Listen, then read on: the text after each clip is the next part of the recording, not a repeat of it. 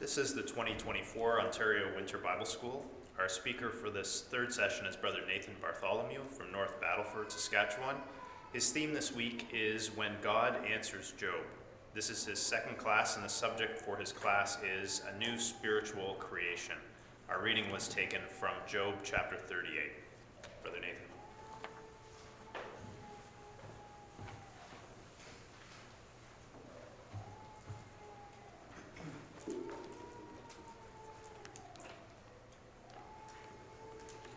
Good morning, brothers and sisters. Good morning. Good morning.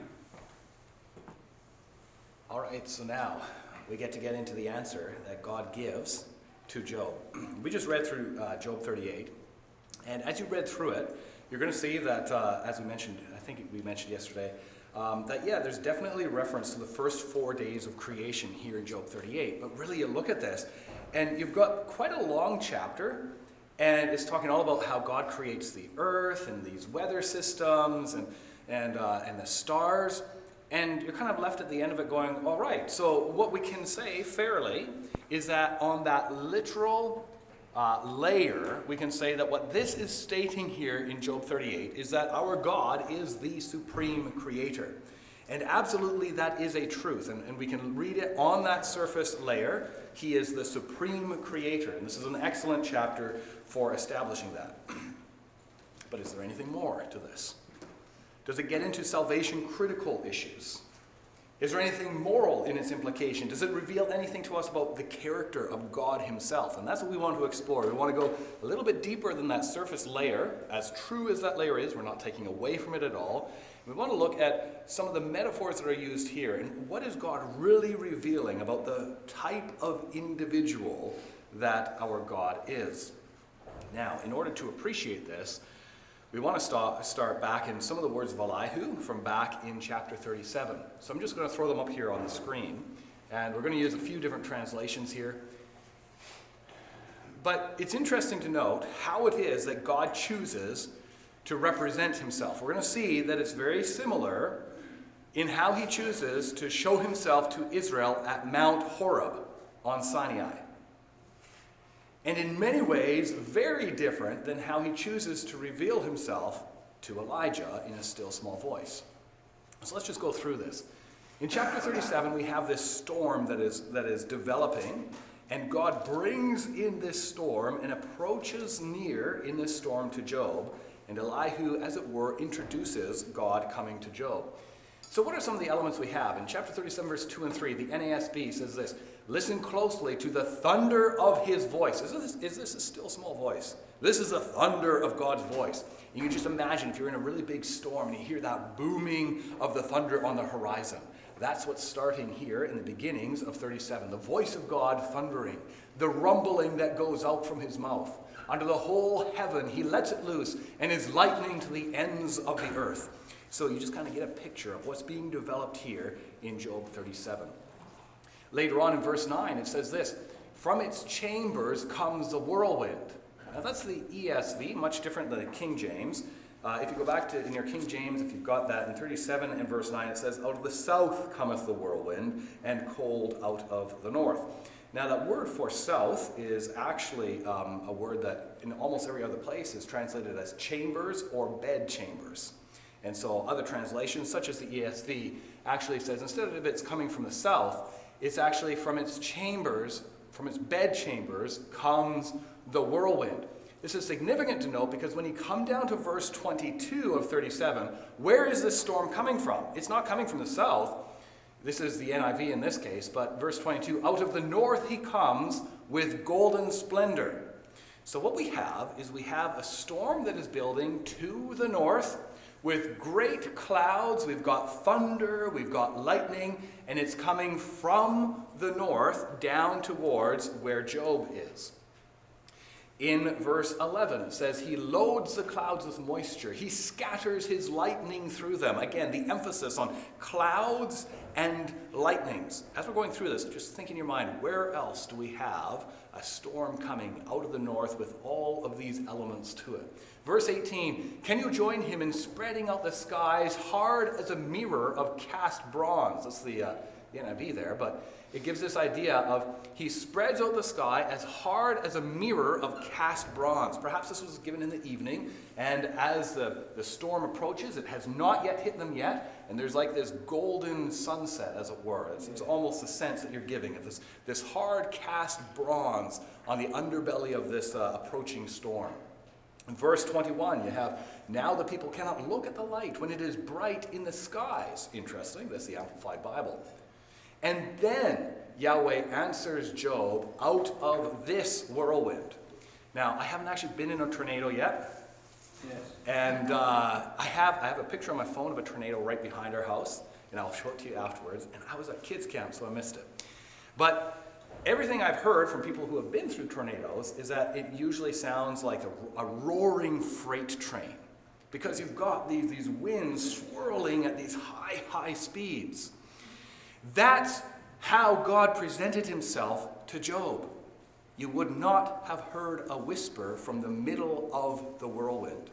What you heard was God thundering in his voice.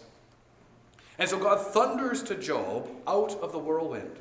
What are we seeing here? This is how God presented himself to Israel at Sinai. Remember yesterday we talked about the fact that this book is given just before that Israel is delivered out of Egypt, just before the law is given at Sinai. Can you imagine the perceptive Israelite, if aware of the story of Job, when they saw the thunder, the lightning, the clouds, the light that took place on Mount Horeb, for them, their mind would go back to Job 37 and 38. Now, that is not the only other place where we see this kind of an idea. Job's a priest. Remember that? We talked about that yesterday. He offers sacrifices in chapter 1. In chapter 42, he offers sacrifices. He is a priest of the Most High God, of El Shaddai. About 1,000 years after this story takes place, God reveals himself to another priest, Ezekiel the priest, in Ezekiel chapter 1. Ezekiel chapter 1 and verse 4. And I've got it on the screen, and I've just broken each of the phrases down and put them on the screen, and beside it we've put the descriptive phrases from Job 37 and 38. In Ezekiel 1 verse 4, it was a whirlwind that appeared to Ezekiel the priest. In Job 38 verse 1, God presents himself to Job the priest out of the whirlwind, same word. In both cases, it came out of the north, Ezekiel 1 verse 4, just like we saw in Job 37 verse 22, it's out of the north that this storm comes. In Ezekiel 1 verse 4, it emphasizes that there was a great cloud involved.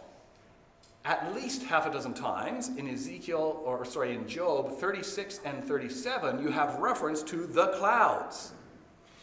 In Ezekiel chapter 1 verse 4, it says in the NIV, with flashing lightning. And in Job 37 verse 3, it says he unleashes his lightning. There's flashing lightning.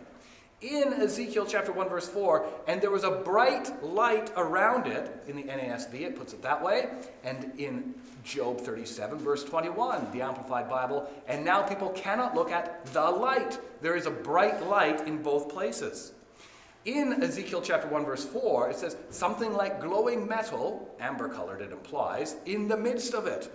And so this whirlwind that comes out of the north to the priest Ezekiel 1,000 years later, it has this glowing amber color that's in the midst of this storm. In Job 37 verse 18, as the NIV put it, the skies are hard as a mirror of cast bronze. The same sort of idea. Isn't this interesting that, God chooses to reveal himself in different ways at different times to individuals, but it's consistent between Ezekiel 1 and Job 37 and 38. But there is a contrast. We've looked at the comparisons, but what's the contrast? Well, in Ezekiel, there is great emphasis placed on the cherubim that is there in the midst of that whirlwind. And that cherubim, it has burnished brass, makes up part of it. It is flesh purified. That's what the cherubim represents in Ezekiel chapter 1. It is all about how God will be revealed in the cherubic glory, which is you and I in the future. And so we see in Ezekiel, it emphasizes the lion, the ox, the man, and the eagle faces that are in this whirlwind. It emphasizes the cherubim. But in Job, it gives all of the other background, but it excludes the cherubim from being in this whirlwind. But what is interesting is as we continue through the answer that God gives in 38, 39, and 40, we find that there is a lion that God draws our attention to. That's in 38 verse 39. It is an ignorant and wild lion. It has not been purified. There is an ox in 39 and verse 9. This is a wild ox, not a tamed ox. It has not been brought into subjection or converted. There is an eagle in chapter 39, verse 27. As we shall see tomorrow, Lord willing, it is an eagle that is wild, untamed, and malicious in its intents. It has not been purified.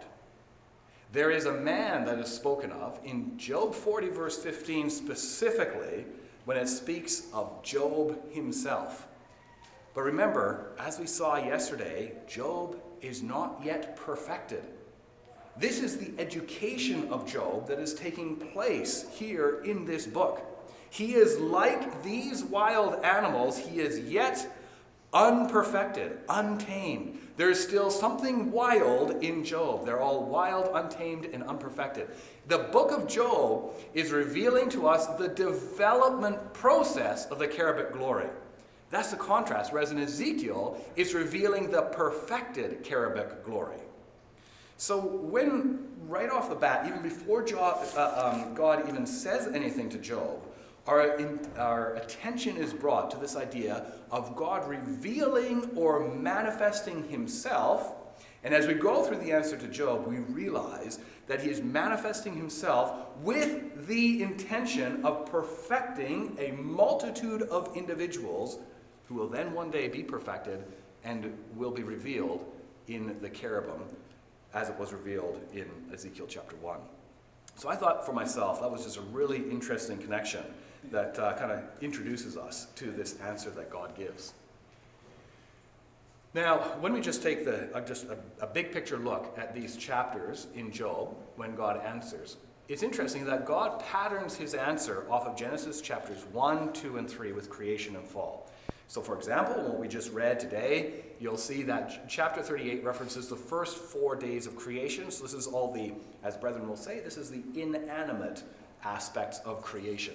So you've got the creation of earth, the sea versus dry land, you have light, you have weather systems, and you have stars that are mentioned. So that's what 38 is about. 39, God then references the 5th and 6th days of creation. And he introduces to us the animate side of his creation. You've got the creation of different beasts and different fowls or birds. The animate side of his creation. And then in chapters 40 and 41, it makes reference to the fall, as we refer to it in Genesis chapter 3. Because in 40 and 41, it depicts the sinful state of man in 2 wild beasts. And so we will get there eventually, Lord willing. And also, oh no, good. I was looking at the minute hand versus the hour hand. I have more time than I thought. That's good. Because we haven't even gotten to 38, have we? All right, so that's where we're going with this answer that God gives. Is when God answers Job and says, this is how I will develop my moral glory in a multitude. Let's go back to Genesis chapters 1, 2, and 3. All right, so let's go back there. Remember, when we're there, we're looking at what is God's plan of salvation. What we're going to find is that God can and will do what man cannot do. This is kind of like the gospel of God unto salvation that's spoken of in Romans, in that it is only God that does the saving. Even, in Romans chapter 9, it says, it's not of him that willeth, nor of him that runneth, but of God's mercies. In other words, no matter how much I want to convert you, or my own children, no matter how much I want to save them, no matter how much I work to save them, it is only of God's mercies. This is the gospel of God unto salvation. I can't save myself, and I cannot save you. We're going to find that that's going to be one of the things that is emphasized here in Job. It is that God brings forgiveness and reconciliation to the story of Job. Remember, we saw yesterday in Job 31, this idea of forgiveness and grace was absent from Job's mind. And we see that in, when the words of Job were ended, his last speech there in 31. But God turns that around and he brings forgiveness. And it can only happen when there's a recognition of a need for forgiveness. And so we have, this salvation. It's based on a developed understanding or enlightenment of God's purpose and how he works within his creation. Hence why we have these chapters are pretty fundamental as to how God will work to save man. All right, so let's go through some of the nitty-gritties here in Job 38. And I almost don't want to say this because I don't want to scare you. So don't get scared about it. You'll get this. But I did find for myself that I got, the metaphor behind 39. I was like, oh, I got this. This is great. I understand what 39 is about. And then 40 and 41, well, lots of brethren have talked about how Behemoth and Leviathan, you just look. And brethren will talk about how it represents either pride or sin or something along those lines. So you get it. Okay, there's a metaphor there. They go, okay, why is it that we can see the metaphor in 39, 40, and 41, that this isn't just like some natural history type documentary that God is giving about how he's the supreme creator? I mean, that's the surface level, really important level, but there is obviously more to it. It's about how God works with man and how he deals with sin and will address sin in our lives. So when you come to 38, what's it really talking about on the deeper levels? And I had to scratch my head, and it took a while to I believe, figure out what the messages of Job 38 are. What I believe we need to do in Job 38 to really appreciate it is to understand that when God goes back and references the first 4 days of creation, he's doing it to show that he is a consistent God. He reveals things about his character, about who he was. And our God is so consistent in the way he is that it will show in all his works. So for example, let's just read through this section here, the first part about verses 4 through to 6. Here God says to Job, he says, "Where were you when I laid the earth's foundation? Tell me if you understand. Who marked off its dimensions? Surely you know. Who stretched a measuring line across it? On what were its footing set, or who laid its cornerstone?" You just kind of sit back and you think, okay, what is God really saying here in this passage? And I think what you will probably end up concluding is that God is revealing something about his character. And that is that God created the earth with a purpose. It wasn't created in vain. It was not an empty creation. It was formed to be inhabited. This tells us that our God is a God of purpose. And being a God of purpose, that means that he is going to have a plan to achieve that purpose. And when he sets out as the grand architect this plan to achieve his purpose, it means that he will have to lay foundations. So what we're seeing, and this might be useful to write into the margin of your Bible, is that this reveals in verses 4 to 6 the character of God. He is the grand architect, one who has purpose, who has a plan, and who lays foundations. Let's just reread that. See if you see this. Where were you when I laid the earth's foundation? He lays foundations. Who marked off its dimensions? Surely you know. Who stretched a measuring line across it? Why do you mark out in construction? Why do you mark it out and measure it out? Because you've got a blueprint you need to follow. That's why you're measuring it out. That's the plan. On what were its footings set? Or who laid its cornerstone? You've got all this emphasis to this cornerstone, this foundation. There's a plan. We have a God of purpose. Now, do you remember Job's first speech? Yeah. Back to Job chapters 3 and 4. Remember how he laments through that speech. I wish I had never been born. I wish I was a stillborn child. Do you remember that? Yeah. What's Job's problem? He had lost purpose in life.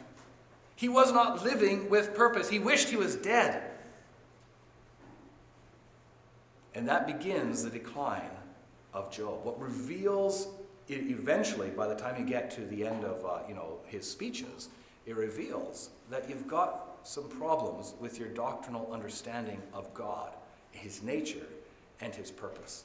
We must remember, brothers and sisters, that our God is a God of purpose, that he's created the earth not in vain. All right, now, as soon as I start going like this and looking at this, I'm going, wait a second. This, yes, it's saying that he is a supreme creator, but it tells me something about who our God is. Now, I'm just going to insert in there, and I guess it's already there because of our what our title is for this class. But you see, God's purpose didn't end in Genesis chapter 1 when he created the heavens and the earth. Was he just creating the earth for the sake of having a globe with inhabitants on it? No, his purpose ultimately is for a spiritual creation to be developed.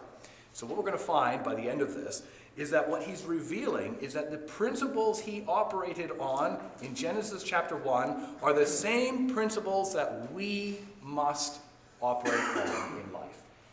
So, if I was to create a list of things that I should remind myself of on a regular basis, I thought, it's funny, you have good intentions and you don't fulfill them. That's me quite often. If I had a bright orange piece of paper beside my bed in Sharpie, I could write on it so that I see first thing in the morning, live with purpose. And I think that would be something, if I could remind myself of the purpose that I am here on earth, that would be the best way for me to start my day. Now, what would be the next thing that God would choose to reveal about himself and who he is? For now, we're just going to pass over verse 7. We will definitely get to it in our last class. But let's go to the next main section, which is in verses 8 to 11. So in verses 8 to 11, and just to give you all the answers, what we're going to see is that this reveals about God that he exercises restraint. Specifically, he works to restrain sin. We're going to see that in verses 8 to 11. So let's just read this together, verses 8 to 11. Who shut up the sea behind doors when it burst forth from the womb? When I made the clouds its garment and wrapped it in thick darkness. We just got to stop for a moment because, we talk about El Shaddai. It's likely that the term Shaddai both implies a nurturer as well as a destroyer. The word for Shaddai can be related to shad, which is the breast, which is where you get the feminine aspect of any mammal or human, who would then nurture a child. So that's where Shaddai comes from, that shad, or the breast. It could also be coming from Shadad, which is again the same part of the body, but on a man, which is a place of core strength. And you get a warrior who will go forth and who will destroy the enemy and protect the family. How does God present himself? Most often in Scripture it's in the masculine form, but he presents himself almost in a mothering way here. It's interesting, he talks about the sea. Who is the one who controlled the sea? Who shut up the sea behind doors when it burst forth from the womb? When I made the clouds as garments and wrapped it in thick darkness. It's almost like a monster had been born by the seas. And it's like God comes in and he takes control of that particular, monster of the seas. He wraps it in thick darkness. When I fixed limits for it and set its doors and bars in place. You see how doors have come up several times. Why do you have doors? Well, a door is either to keep things in or to keep things out. Do you get the idea of setting up bars along with the doors? This is a fortification that our God has put in place. Why would you have fortifications? Barred doors. It is to firmly restrain. And then look at this. When I said, this far you may come and no further, so he sets a limit. And he says, here is where your proud waves halt. I mean, you're probably familiar that in Scripture oftentimes, you'll have the seas represent the nations. And when they have waves and they're not clear as glass, then what you have is you have a storm upon the nations, the raging and the roaring of the multitudes who are in ignorance and darkness, who are going to fight against the Lord's anointed. And this talks about the proud waves. What is God doing in verses 8 to 11? He's restraining them. He created the earth with purpose. We saw that in verses 4 through to 6. But then, in that purpose, there is going to be the problem of sin. And so he immediately sets restraints for sin. He has a plan of salvation. So that's what this, I believe anyways, that's what this reveals to us about the character of God. To exercise restraint, to restrain specifically sin. Now, going back to that, that good intention I have of having that bright orange piece of paper beside my bed, I start off my days reminding myself of, are you living with purpose, Nathan? Now, if I'm living with purpose, that means that wherewithal shall the young man cleanse his ways. It necessitates that there would be a restraining of sin in my life. So not only am I seeing that this reveals the character of our God, but if I am going to be part of a spiritual creation, I will live by this principle of restraining sin in my life. And if I can, influencing you to restrain sin as well. All right, but let's go to the next main kind of group of thoughts that comes up here. Well, verses 12 to 15 is talking about light. Okay, as soon as I mention light, I'm sure many of you are going, wait a second, light in the Bible. 1 John chapter 1, walking in light versus walking in darkness. That's a pretty fair thing to consider when we're talking about light. What does God say about light? So he wants to emphasize this to us. This is the third point of emphasis that God says. Verses 12 to 15. Have you ever given orders to the morning or shown the dawn its place, that it might take the earth by the edges and shake the wicked out of it? Is this just talking about the creation of light? No, there's something a little bit deeper, isn't it? It's about wickedness being exposed. How is wickedness exposed? It's exposed by the light of the truth. That light coming in and cutting through the ignorance of the darkness of this world and shining into our hearts so that we can become the light of the world. We keep reading through it. The earth takes shape like clay under a seal. Its features stand out like those of a garment. And I tried to depict on this picture here what we're looking at. You get this idea of the sun rising. This is the early dawn upon a dark world. And before the sun came up, you're looking out there and it's just all black and dark. You are ignorant of the shapes that lie there before you. You just don't know what it is that you're looking at. But gradually, as the light increases, the earth takes shape like clay under a seal. And if I had a seal, like a ring with a seal on it, and if I had a piece of clay, and I was to press into that clay, you would begin to see the formation of all the rises and falls in that clay. What happens is in the morning when the sun rises, you can start to see the hills and the valleys. That's the poetic language, as I believe it's saying here. The earth takes shape like clay under a seal. What is the light doing? It's revealing what there is. It is shining through ignorance to expose. Its features start to stand out like those of a garment. Now you can see the details of the garment. You can see the warp and the weft. You can see the way that the garment is made as the light brightens. And then again, look at this. The last verse. The wicked. Back to this idea of the wicked are denied their light. What are they associated with in Job? The wicked are associated with the darkness, living in the shadows. They're denied their light. Their upraised arm is broken. This is the fist of defiance is broken by the light of truth. This isn't hands lifted in prayer. This is the upraised arm of defiance being broken. How are you going to ever break defiance? God breaks it using his light. That's what this is saying. Their upraised arm, their defiance is broken by the light. So, again, we ask ourselves, yes, God is the supreme creator. But what is this revealing about who God is? He is a God who exists in light, who dwells in light unapproachable. Everything he does has to do with light. And guess what the new spiritual creation? We ought to walk in light. So anyways, as I start going through this, I can't help but marvel at the fact that, wow, this is starting to make sense. This reveals something that is actually impactful to my understanding of who God is and who I will need to become.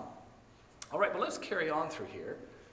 Now, this part I struggled with the most in all of Job 38. I'm kind of thinking, okay, so what is the message that's contained here?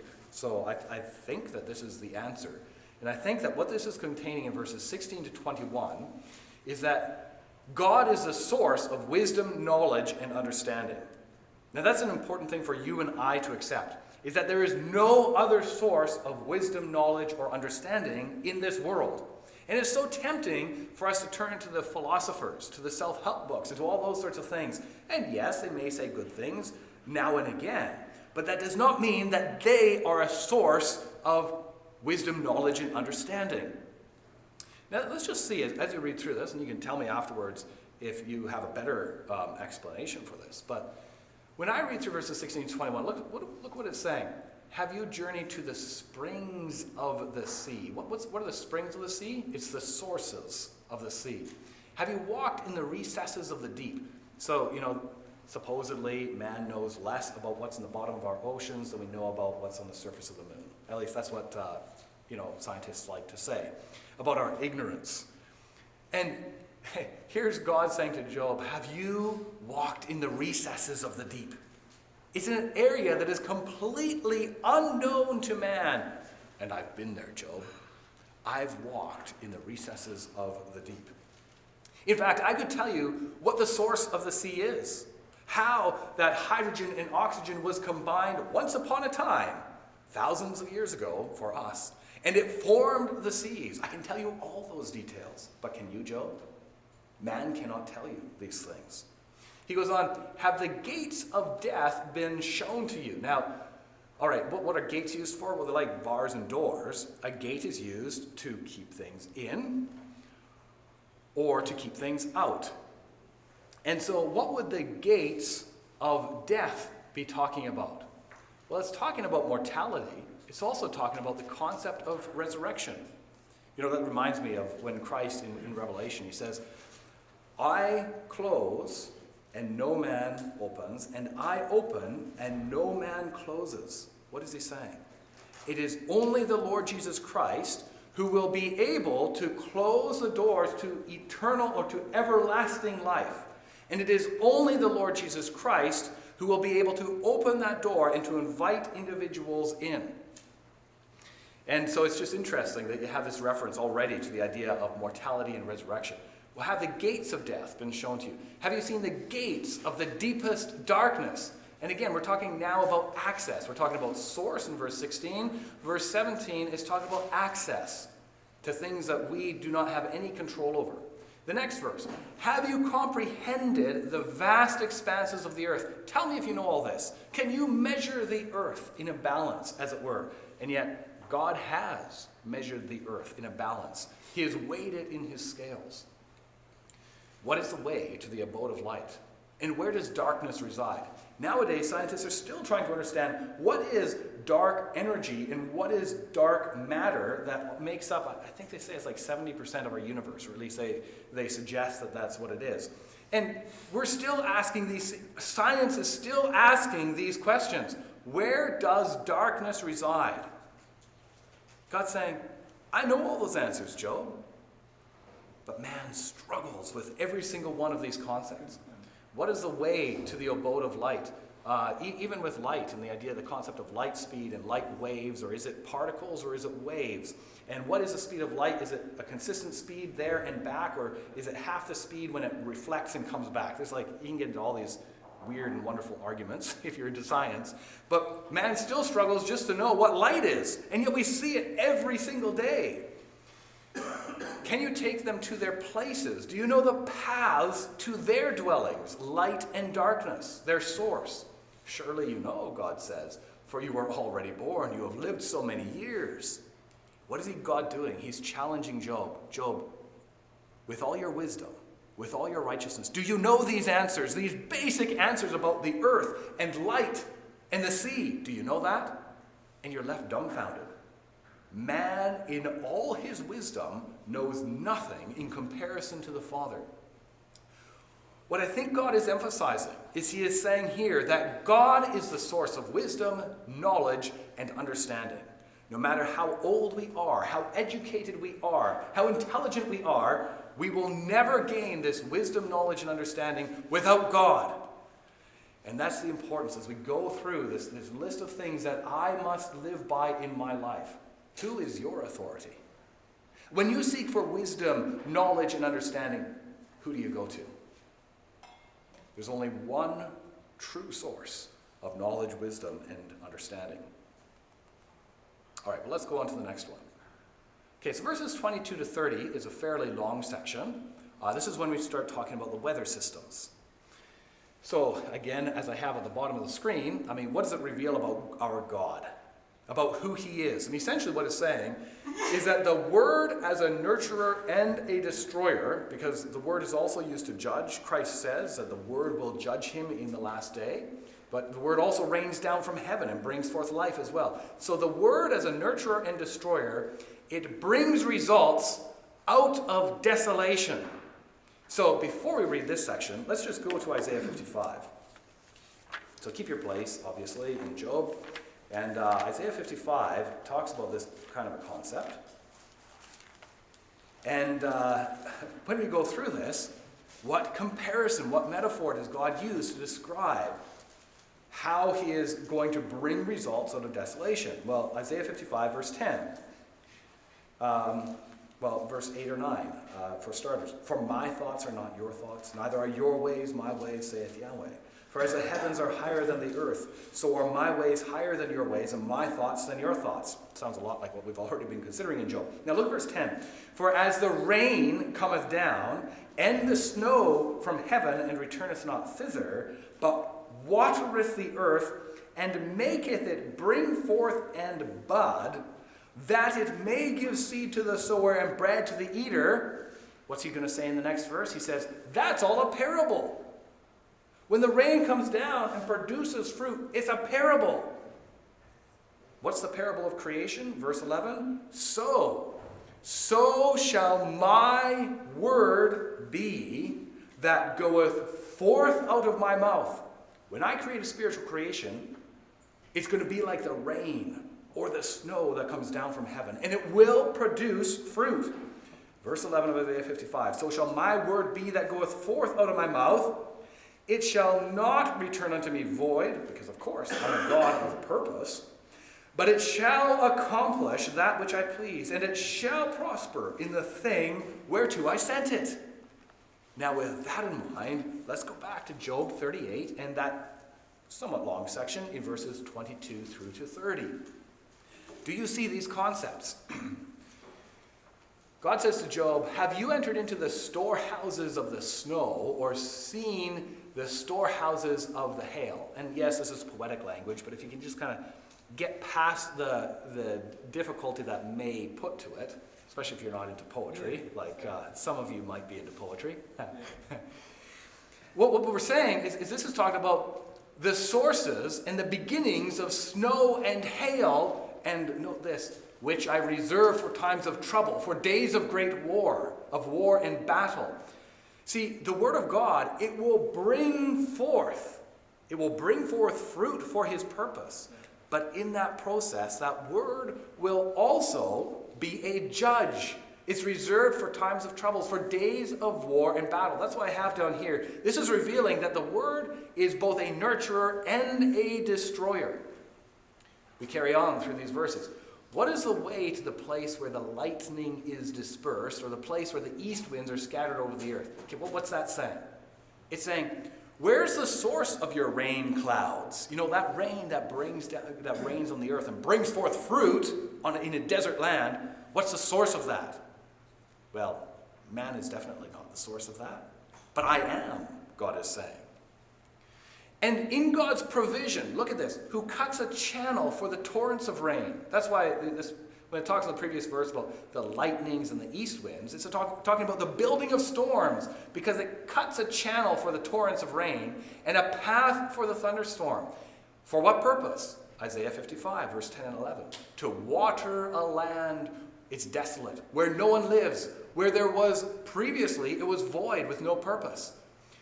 Upon an uninhabited desert, so that it will satisfy a desolate wasteland and make it sprout with grass. If God had no purpose with the earth would be a desert. There would be no rain raining down. If God had no purpose with the earth, he would not have revealed his word to us in this book, the Bible, and in the life of his Son, and there would be no fruit, no Psalm 1. The godly man who brings forth his fruit in his season, that living tree, there will be none of that. But God has a purpose with the earth.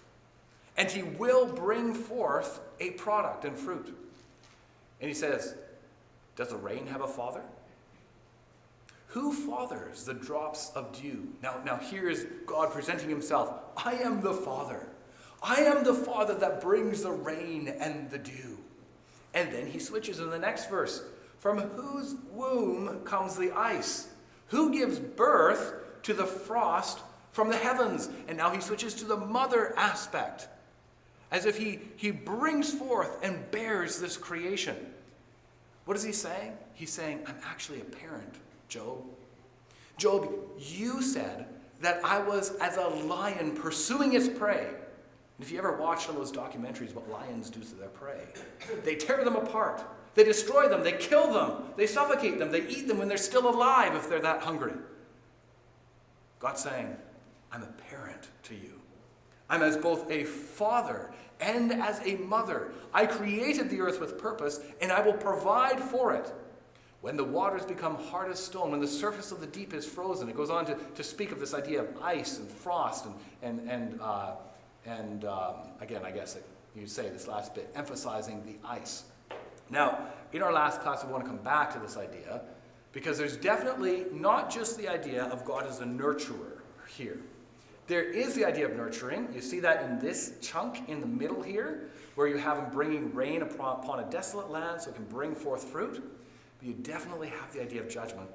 Because remember, you have the storehouses of hail reserved for times of trouble, for days of war and battle. All right, so that's how I've summarized this. The word is both a nurturer and a destroyer, and it brings results out of desolation. But you know, the more I become in tune with the word of God, the more I must recognize that I must exercise both nurture and judgment. I can't be the kind of brother who only focuses on nurture or who only focuses on judgment.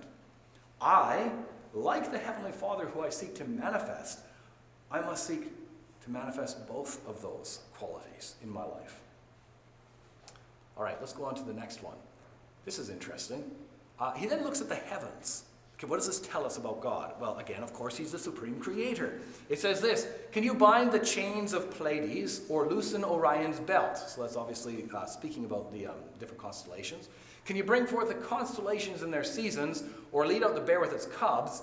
Do you know the laws of the heavens? Can you set up God's dominion over the earth? Or their rule over the earth, the NASB says.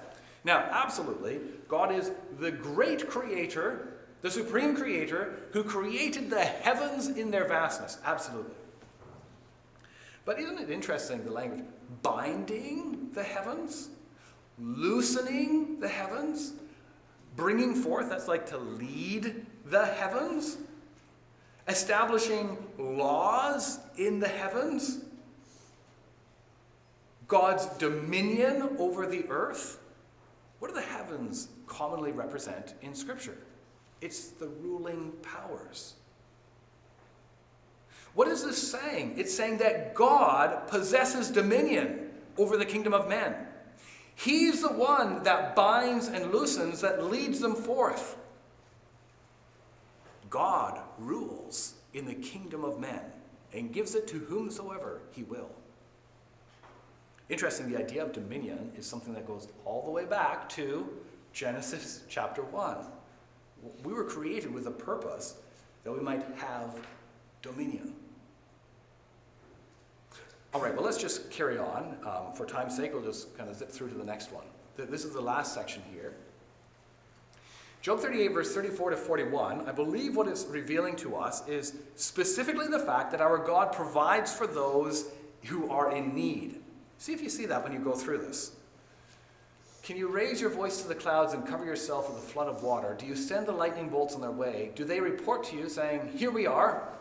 Who gives the ibis wisdom or gives the rooster understanding? Who has the wisdom to count the clouds?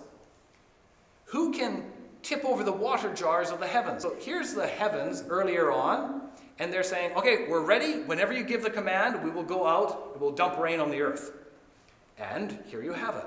Who has the wisdom to count the clouds, and who takes those clouds and tips over the water jars of the heavens when the dust becomes hard and the clods of the earth stick together? What's God saying? Who does that, Job? Who's the provider, Job? You're not the provider, Job. I'm the provider, he's saying.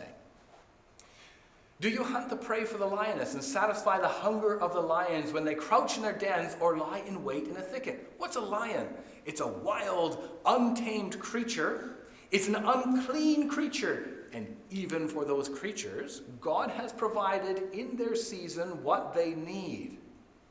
At the end, who provides food for the raven? Again, an unclean creature. When its young cry out to God and wander about for lack of food. Can you provide for the nations, Job? Can you provide for this world? How many soup kitchens are you going to be able to hold, Job? The answer is, you will not solve the world's problems. But I can, as the great provider.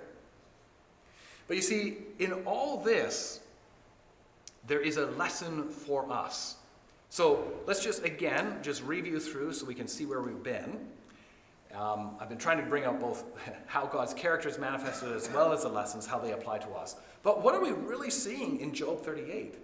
We're seeing who our God is. Yes, he's a supreme creator, but look at these things. He's one who has plan, purpose, and preparation to fulfill that plan. He is one who will go and restrain and limit sin. He is one who exists in light. He alone is a source of wisdom, understanding, and knowledge. He is the one who will both nourish and destroy in its season. He is the one who possesses dominion over the earth, and he expects us to gradually build up and possess dominion, to keep ourselves in subjection. He is the one who provides. And the question is, brothers and sisters, what about you and I? You know, this goes back to those basic first principles. For time's sake, we're not going to review it too much, but Numbers 14:21, what's God's purpose with the earth? Was it just to create the earth in Genesis 1? No. It's to create his moral glory that it will fill the earth. And so when the glory is proclaimed to Moses, it's, I will be gracious to whom I will be gracious. I'll show mercy to whom I will show mercy. In other words, I will save who I want, when I want, and how I want, is what God is saying. And he has that plan of salvation. And when we look at who our God is, we see for us what God is looking to develop. And I suggest that if we want to be part of this spiritual creation, the new creation, that as is spoken of as the new Jerusalem, if we want to be part of it, we need to live according to these principles. To live with plan, purpose, and preparation. To not lose sight. To not lose sight of that vision, that joy, that hope that is set before us. We must learn to restrain and to limit sin in our lives. There's so many verses for all of these things. Psalm 119, verses 1 to 3. Blessed are the undefiled in the way, who walk in the law of Yahweh. And you can carry on through that. They're individuals who walk in light. They love light, not darkness. And they walk in light. Light is where the source of wisdom. And you just go through Proverbs 1. Knowledge, wisdom, and understanding. It can only come from God. But do we seek elsewhere for our sources?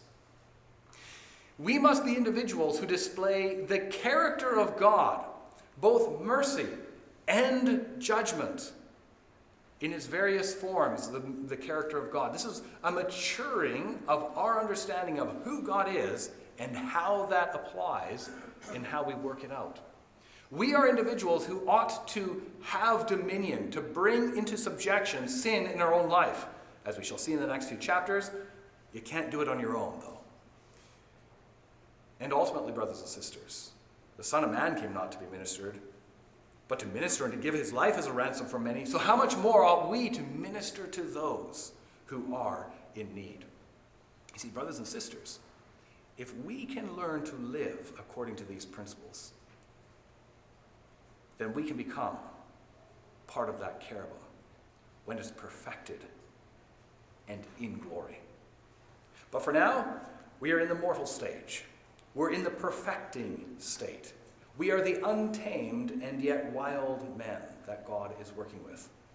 And hopefully, tomorrow we can begin to consider how God will manifest himself and work with even men and women like you and me, despite our faults. Thank you.